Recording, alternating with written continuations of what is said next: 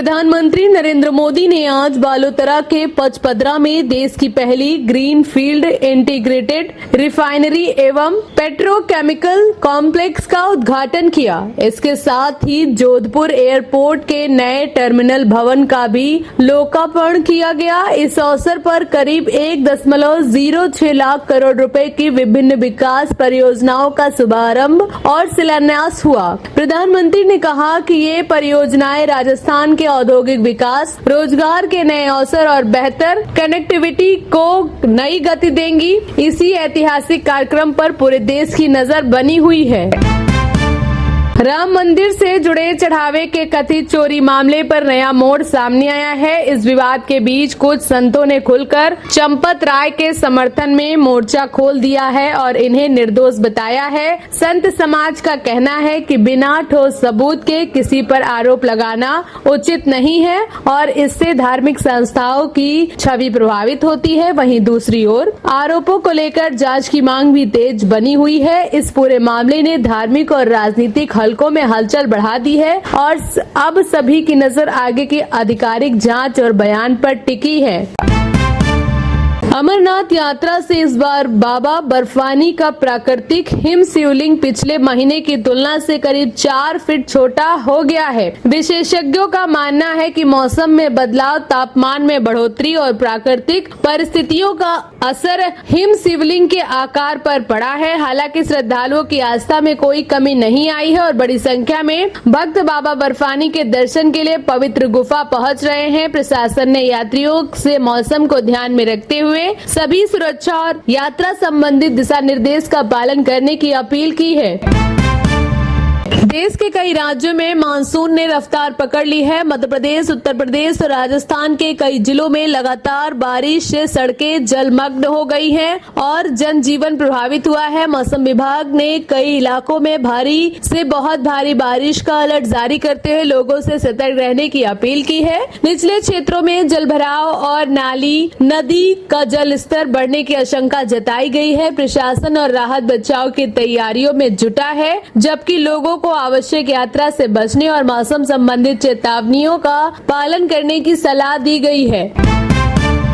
दिल्ली से मुख्यमंत्री रेखा गुप्ता ने प्रशासनिक स्तर पर बड़ा फैसला लेते हुए 52 अधिकारियों के तबादले किए हैं, जबकि 19 अधिकारियों को पदोन्नति दी गई है। इस फेरबदल को सरकार की कार्यप्रणाली को और अधिक प्रभावी और जवाबदेह बनाने की दिशा में अहम कदम माना जा रहा है। आदेश के बाद विभिन्न विभागों में नई जिम्मेदारियों का वितरण किया गया है। सरकार का कहना है कि इस बदलाव से प्रशासनिक कामकाज में तेजी आएगी और जनता से जुड़े कार्यों में सुधार होगा। इस निर्णय के बाद राजधानी के ब्यूरोक्रेसी सिस्टम में हलचल तेज हो गई है। राष्ट्रीय सुरक्षा से जुड़ी बड़ी खबर में केंद्र सरकार ने आतंकवाद के खिलाफ सख्त कदम उठाते हुए पाकिस्तान और पीओके में सक्रिय 23 आतंकियों को गैर कानूनी गतिविधियां अधिनियम यानी यूएपीए के तहत आतंकवादी घोषित किया है। इनमें जैश-ए-मोहम्मद और लश्कर-ए-तैयब से जुड़े कई प्रमुख ऑपरेटिव शामिल बताए जा रहे हैं। इस कार्रवाई के बाद भारत की घोषित व्यक्तिगत आतंकवादियों की सूची बढ़कर 80 हो गई है। सरकार का कहना है कि आतंकवाद के खिलाफ जीरो टॉलरेंस की नीति के तहत यह कदम राष्ट्रीय सुरक्षा को मजबूत बनाने की दिशा में उठाया गया है।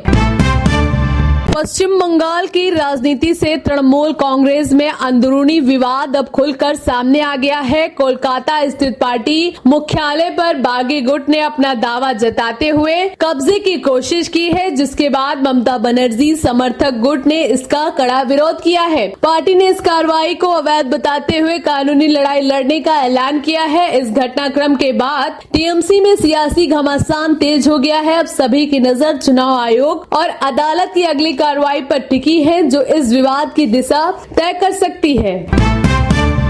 अंतर्राष्ट्रीय खबर, चीन से राष्ट्रपति शी जिनपिंग ने पीपुल्स लिबरेशन आर्मी में बड़ा फेरबदल करते हुए 2 नए शीर्ष सैन्य कमांडरों को पदोन्नत किया है। इस बदलाव को चीन की सैन्य रणनीतियों को मजबूत करने की दिशा में अहम कदम माना जा रहा है। रिपोर्ट्स के मुताबिक नए कमांडरों की नियुक्ति के साथ ही सेना में नेतृत्व संरचना को अधिक आधुनिक और केंद्रित बनाने पर जोर दिया गया है। विशेषज्ञों का कहना है कि यह कदम क्षेत्रीय सुरक्षा और वैश्विक शांति संतुलन पर भी असर डाल सकता है। इस फेरबदल के बाद चीन की सैन्य नीति को लेकर अंतर्राष्ट्रीय स्तर पर चर्चाएं तेज हो गई हैं।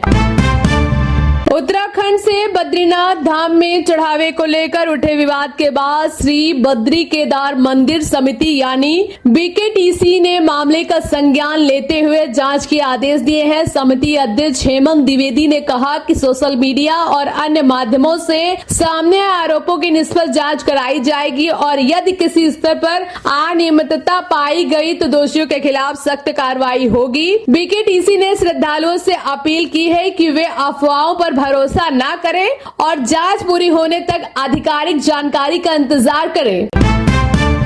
पंजाब कांग्रेस में अंदरूनी कलह से पूर्व मुख्यमंत्री चरणजीत सिंह चन्नी के समर्थकों ने पार्टी हाईकमान के फैसले पर नाराजगी जताते हुए पंजाब कांग्रेस अध्यक्ष अमरिंदर सिंह राजा वडिक को बदलने की मांग तेज कर दी गई है। चन्नी खेमे ने दावा किया है कि संगठन में वरिष्ठ नेताओं की अनदेखी की जा रही है, जबकि पार्टी नेतृत्व एकजुटता बनाए रखने की कोशिश में जुटा है। इस राजनीतिक घमासान के बीच कांग्रेस हाईकमान में भी सक्रिय हो गया है। आप सभी की नजर राहुल गांधी की वापसी और संभावित बैठक पर टिकी है, जो इस विवाद की दिशा तय कर सकती है।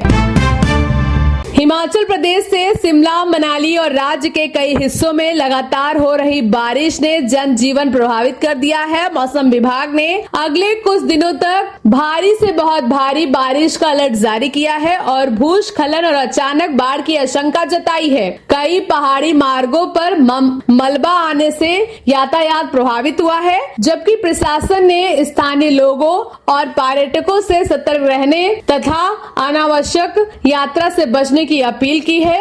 राहत और बचाव दल अलर्ट पर हैं और हालात पर लगातार नजर रखी जा रही है।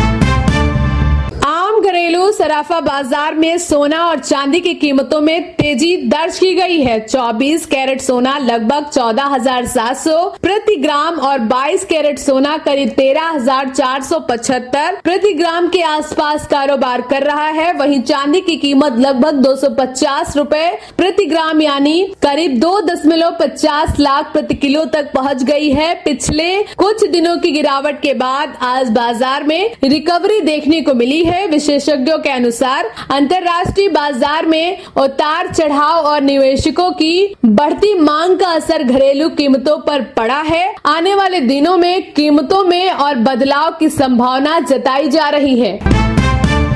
जोधपुर से प्रधानमंत्री नरेंद्र मोदी ने आज जोधपुर एयरपोर्ट के नए टर्मिनल भवन का उद्घाटन किया है। अत्याधुनिक सुविधाओं से लैस यह टर्मिनल यात्रियों को बेहतर अनुभव और तेज सेवाएं प्रदान करेगा। इस नए टर्मिनल के शुरू होने से पश्चिमी राजस्थान में हवाई कनेक्टिविटी को बड़ा विस्तार मिलेगा और पर्यटन व व्यापार को भी नई रफ्तार मिलने की उम्मीद है। उद्घाटन कार्यक्रम के दौरान प्रधानमंत्री ने कहा कि सरकार देश में इंफ्रास्ट्रक्चर को आधुनिक और विश्वस्तरीय बनाने के लिए लगातार काम कर रही है। इस मौके पर कई वरिष्ठ अधिकारी और जनप्रतिनिधि भी मौजूद रहे।